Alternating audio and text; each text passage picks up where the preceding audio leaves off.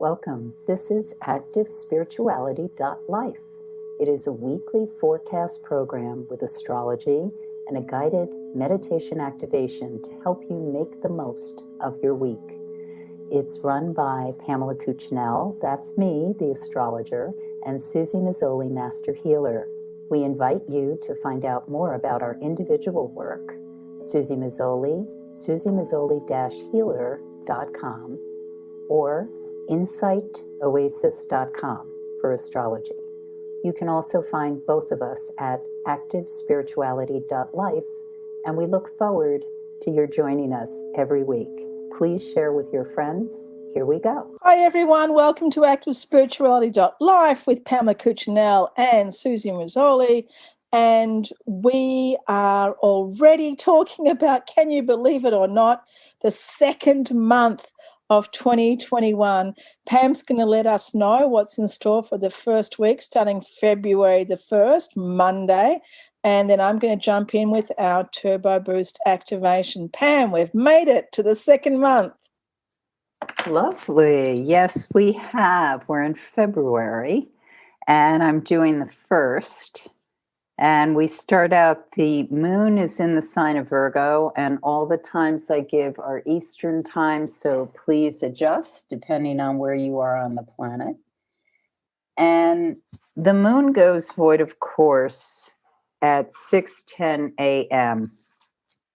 And what that means when the moon is void of course is it's not making any other geometric aspects to another heavenly body before it changes signs. But it then goes in the sign of Libra at 6:25 a.m. So that's a really quick void of course compared to some of them that I'll be talking about. So basically, when the moon is void, it's in that little envelope of time. Meditate, give yourself some breath work as you're waking up, savor the moment. Because once it changes signs and it's moved into Libra, we're in a pretty high energy period for communication, negotiation, contractual things, wrapping things up that have to do with discussions already in motion. It's a very charged couple of days. And good days, I think. Good days for negotiation, mediation, anything that has to do with legal things. Yes, we're in the waning moon cycle after the full moon, heading towards actually the fourth quarter moon, which happens in a couple of days. So the energetic thrust is more on wrapping things up, doing things already in motion. Not that you can't start things, but just be aware that what's happening is that the emotional energy, overall energy, is not as invested in kind of kicking things off and beginning them. But that doesn't mean that things can't get done. The other thing to keep in mind is that Mercury went retrograde a few days ago. So anything that's discussed really needs to be chewed on, thought out. You may find with the retrograde that discussions come back, things that were kind of floating or not going anywhere may resurface. And overall, this is a good time for all those things that have to do with the verbal, contractual, communicative sphere of what human beings do. Venus enters the sign of Aquarius, so we have a few weeks that just really intensify that love of networking, human connections, community, which is obviously hampered for those who are practicing protocol or aware of the pandemic concerns. We may see an intensification with whatever's happening with communication, such as the way we're doing it now via podcast or Zoom meetings. You may just see that a lot of, hey, need to talk to you comes across your screen or phone over the next day or so. One thing to keep in mind is towards the late afternoon, we may experience, some of us may experience a wrinkle of hurt, or a kind of touching the bruise, or a sense of whatever the injustice or unsettled piece of your psyche may be. How deeply this affects you has to do with where the moon is traveling in your personal horoscope. So once again, the moon is in the sign of Libra. So if you know your personal horoscope, what house is it affecting? What other planets are engaged in the dance? Because they signify how we are emotionally engaged over this time. And the other thing to be aware of is, as we get to late afternoon, early evening, there can be some sort of disruption or upset information that, or a situation that comes up that is unanticipated. This isn't necessarily anything that's going to cause a ongoing impact, but it is important to be aware of your surroundings, especially as we get to the late afternoon, early evening on this day. Overall, a really lovely evening to connect, to converse, and to aim for high goals and wishes and expand your brain. The things that stimulate your sense of connectivity, travel, and also higher mind matters. On Tuesday, the energy is similar to what I've just been speaking about in an umbrella sense. One of the things to be aware of is there can be some confusion that happens, especially midday as we get towards later in the afternoon, mid-afternoon. So what's important at this point is to, if you're feeling a sense of you don't have all the puzzle pieces yet, or you're finding it hard to focus, please recognize that the best antidote to that is meditate, time out. Any way you can just sort of allow yourself to space out a bit. Oftentimes what happens is we keep trying to solve the problem by staring at it, spinning it a different way, trying to figure out solutions that are eluding us. When if we just step back, change the channel, do something different, especially something that's restorative, like baking, gardening, taking a walk, as I said, meditating, doing some yoga. What happens is we allow space in the brain to solve the problem. We can't solve the problem always intellectually. We think we can because we live in this solar society that emphasizes logos in the brain all the time. But that is not the way that the brain also always is able to access all the file cabinets and the synapses connect and all that stuff. What really helps us is when we allow ourselves the space to connect to the void, the greater sphere, however we want to, whatever words we want to use for the universal unconscious, and then the information can present itself. And many people may feel a strong need to communicate, connect this evening, and it's also Groundhog Day, I should mention, in bulk in the ancient pagan calendar. And so this is, I think, a really great day to find ways to open up and expand, even within whatever enforced hermitage you may be utilizing in order to practice safe pandemic protocol. So on Wednesday, and the other thing I need to mention is that there may be something that comes in via the news or a bigger message. It might have to do with employer, something that you're connected with in a monetary or investment capacity, where it may feel as though there's some sort of stoppage or block or thing that can't quite be figured out. Oftentimes, what happens is we have to know the problem before we can solve it. We have to see the situation before we can embrace it and move beyond it. And in this instance, I also get the sense that it's confronting the shadow, which on Groundhog Day is we will see if the little rodent, how it reacts depending on where it is. But there always seems to be a cancel one and out thing that happens on Groundhog Day, depending which burrow you happen to be following.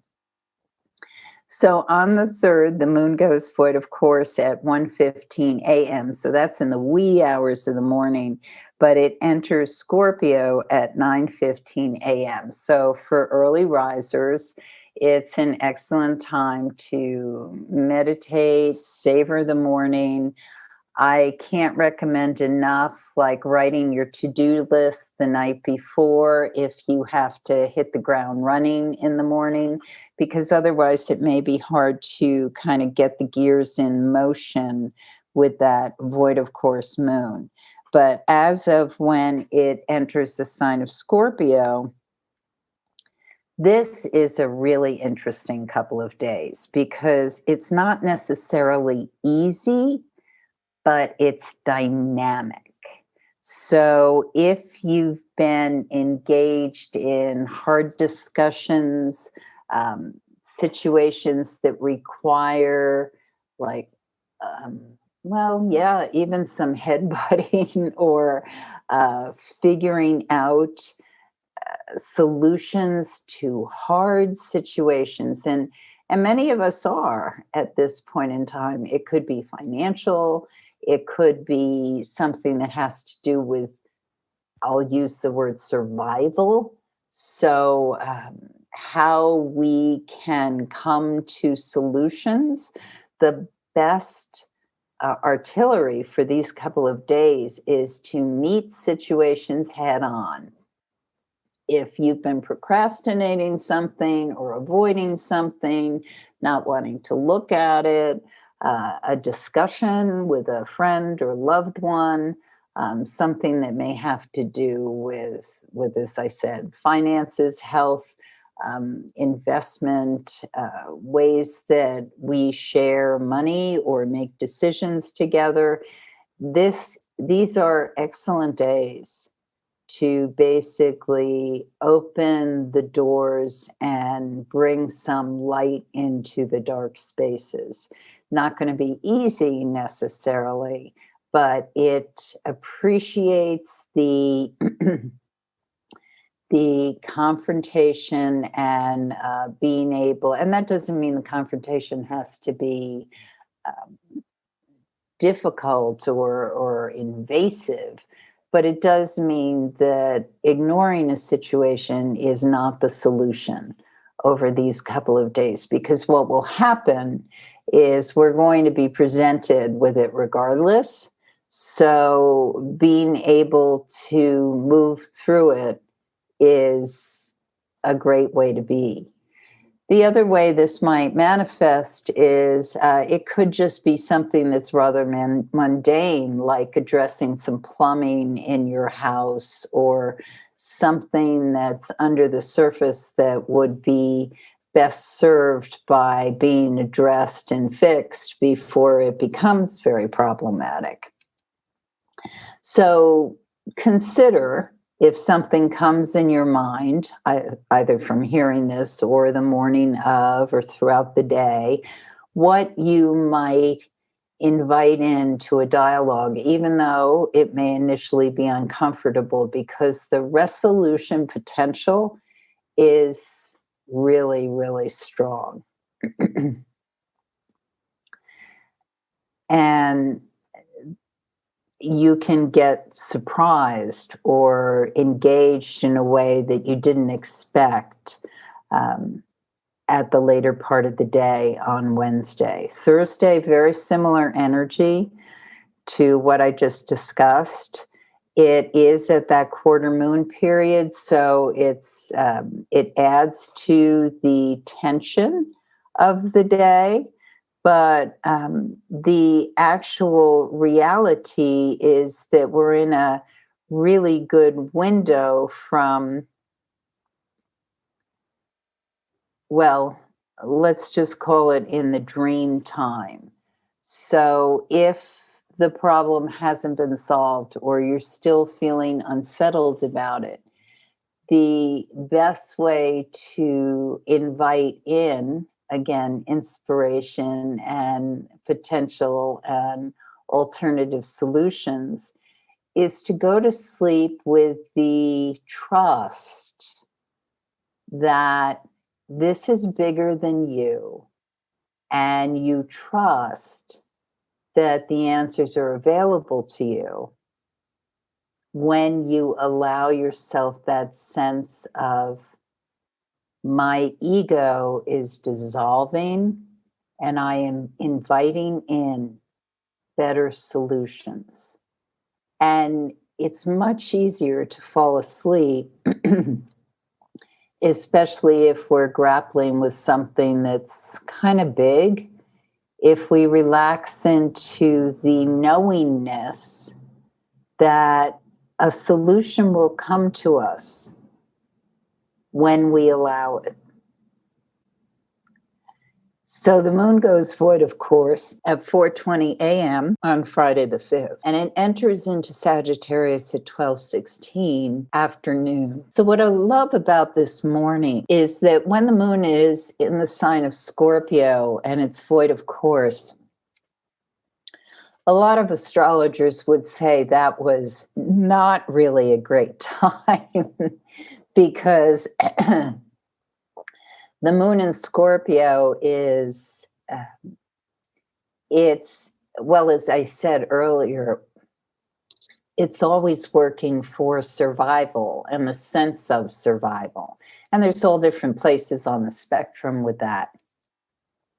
So when it's void, of course, we can ease into an emphasis of what I just discussed, that sense of trust that we are a child of the universe and entitled, as any child in the universe is, to the gifts before us when we release the sense of the power of our happiness is all within us.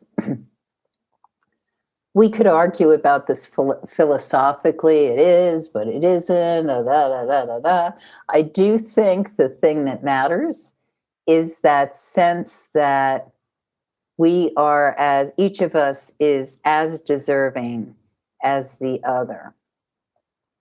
And when we allow that sense, several things happen. One is that we open up to potential and possibilities for ourselves. But then the other is we recognize that every person is entitled to the same universal wealth.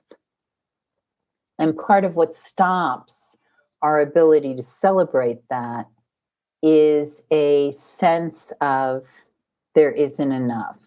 And that's something that Moon and Scorpio energy knows really well, because the child who's born with that often has a sense of continual need for survival and a sense of, I'll use the word distrust about that message that I just gave you.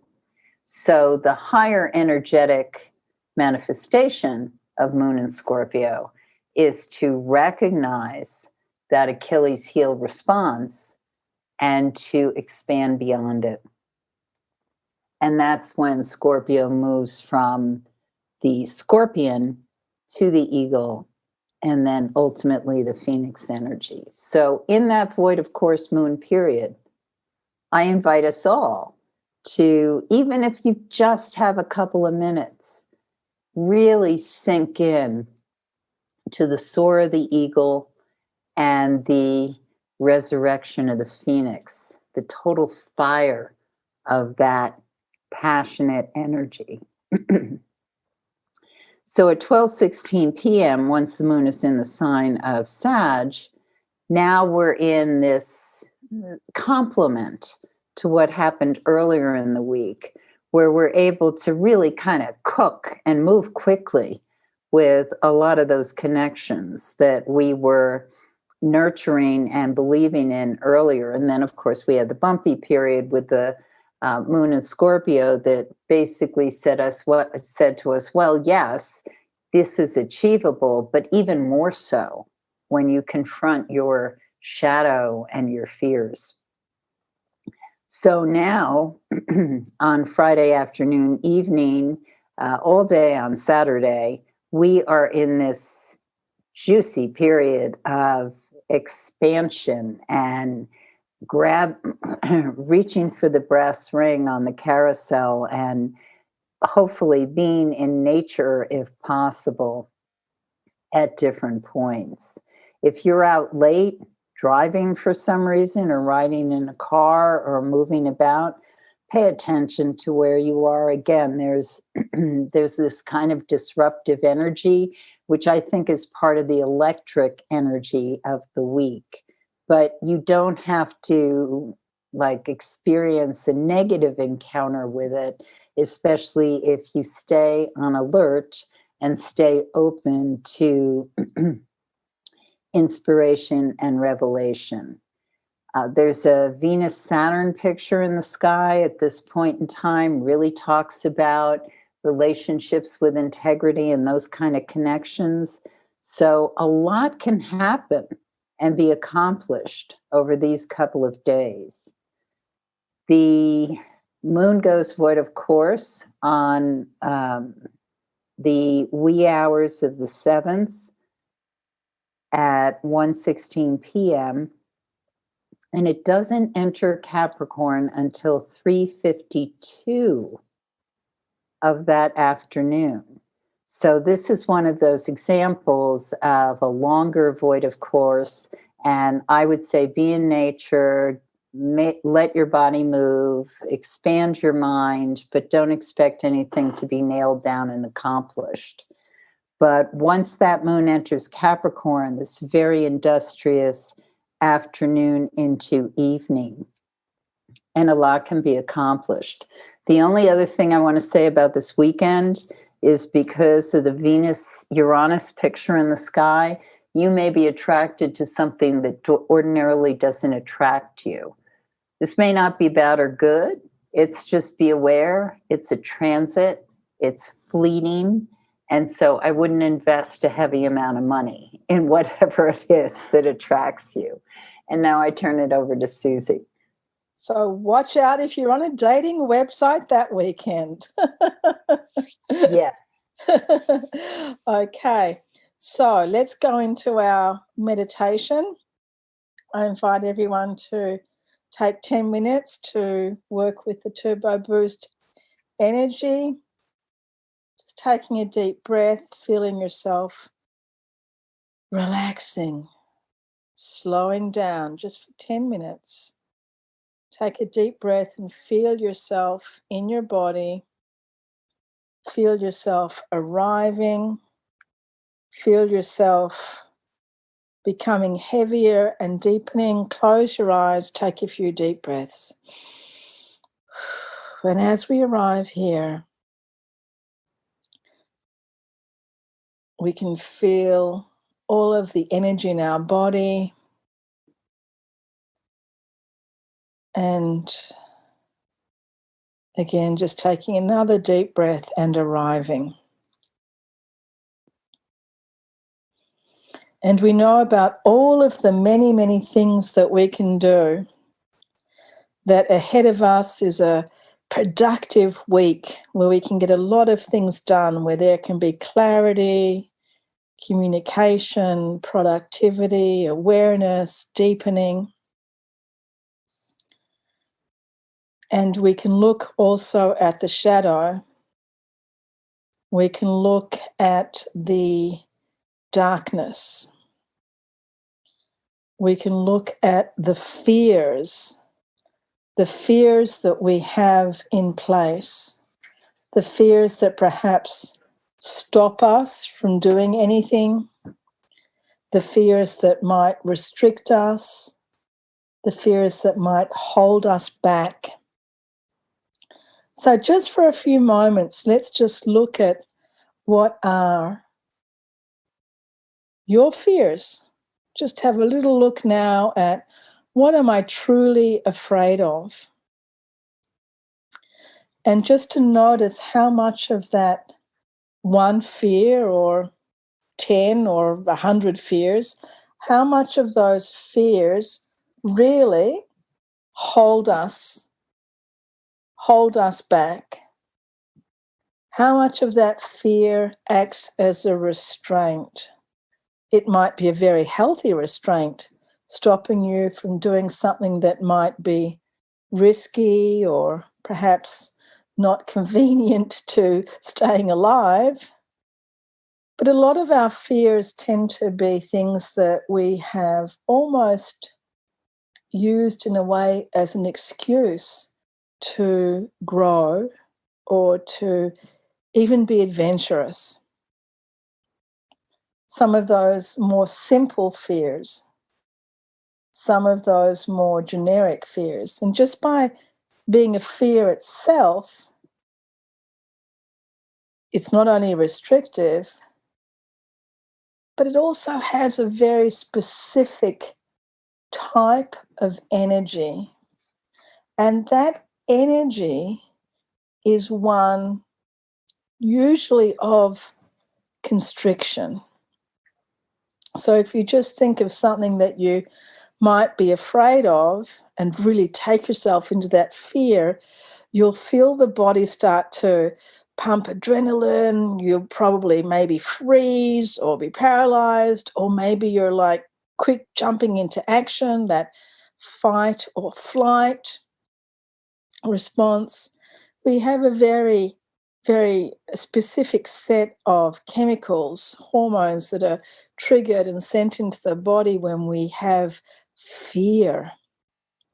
So it's important to really look at what is the fear? What am I afraid of? What does that fear do to me? How does it alter my life? How does it change my life? And to understand that being in a fearful state can actually have a very strong physiological impact on the body. Not particularly good if we're in it for a long time. Once in a while, if we're running around the savannah and a giant saber-toothed tiger comes at us, yes, the fear is good. It gives us the adrenaline to run. But to be in that state all the time is not good. So we need to learn how to be fearless, how to be courageous, and how to really understand our fears and to use that energy, to propel us forward in our lives, to propel the expansion. So just deepen into the things that you're afraid of. Usually we just go there very superficially with our bikinis on, like floating on the top of a wave. We don't put on the diving suit. We don't put on the oxygen tank and go deep. We generally just meet the fear, accept it, swim around, and then say, okay, I'm not coming back here for a long time. Just try and deepen into it. Deepen into the state. Deepen into the darkness, what I'm afraid of. Don't worry, we have the oxygen tank. Go into that state and keep going deeper and deeper each time you hit a level. When you think you've hit rock bottom, just deepen more into the fear. Experience it. Begin to experience what it is. What does it feel like? What are the sensations you have? What is it that really could happen? What does this fear represent for you? And every now and then it's really good just to go deeply into the fear when you are in a state of meditation. And very often you'll get some sort of understanding. Very often you'll get a little breakthrough, a little more insight into what it's about, where it's coming from, and what you learn from this fear, what you learn from being in the state. If every state that we are in can be a learning experience, instead of just being caught up in the wave of emotion, why can't we just deepen into it and really understand, why have I been brought to this place? Why has my consciousness, my awareness, why is my karma, why is my cause and effect relationship brought me to this place? What do I learn from this place? What do I learn from this place so that I can either understand it and grow from it, or if it's a nice place, that I can stay in? Why can't I be in this place more often? Discipline, taking charge of the mind, being in command of the thoughts, being in command of the feelings. That's the goal. Being in command so that we can bring more purpose, more happiness, more depth into our lives. Depth. Depth being perhaps one of the most important ways that we can really understand. Going from the physical, deepening into the emotional state, deepening into the mental state from which arises the emotions, deepening from that mental state into the spiritual state. And the spiritual state can still be full of concepts and dialogues. So deepen into the energetic state, the deep, deep state of your sovereign field.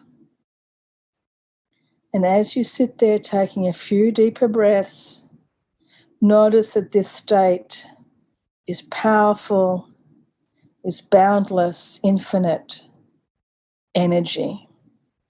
This is the well from which you erupt, the well from which you create everything.